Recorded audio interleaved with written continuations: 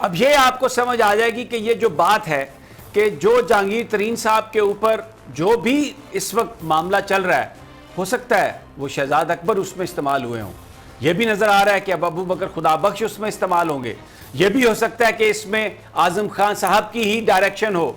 लेकिन जो तहरीक इंसाफ की पॉलिटिकल फोर्स कौन सी है, वो सामने जाहिर हो गई वो बात कि वो शाह महमूद कुरैशी हैं। और पंजाब की जो पॉलिटिक्स है, जो पंजाब के अंदर पार्टी के अंदर जो ज्यादा ग्रिप मजबूत करने की कहानी है, जो बात है उसमें, क्योंकि जहांगीर तरीन ग्रुप हावी था, शाह महमूद कुरैशी को उन्होंने इलेक्शन में शिकस्त भी दी थी।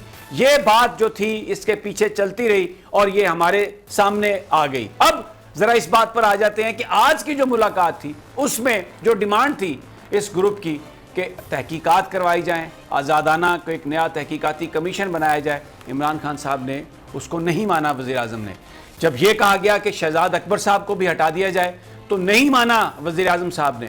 उन्होंने बैरिस्टर अली ज़फ़र को ये काम सौंपा कि आप ज़रा इस मामले को देखें। उस वक्त जो जहांगीर तरीन के जो ग्रुप था उन्होंने ये बात कही कि आप फवाद चौधरी साहब को बैरिस्टर अली ज़फ़र साहब के साथ लगा दें ताकि ये दो बंदे हैं, ये इन्वेस्टिगेट कर लेंगे। लेकिन वज़ीर आज़म ने वो बात भी सुनी अनसुनी कर दी, क्योंकि तसव्वुर ये किया जाता है कि फवाद चौधरी साहब जो हैं वो जहांगीर तरीन साहब के करीब हैं। तो आज वो जो लेके गए थे जो डिमांड्स, वो उन डिमांड में से बज़ाहिर कोई भी डिमांड पूरी नहीं हुई। हाँ, ये हुआ कि वज़ीर आज़म साहब ने ये कहा कि जब मैं मौजूद हूँ मैं किसी कीमत पर किसी के साथ नाइंसाफ़ी नहीं होने दूंगा।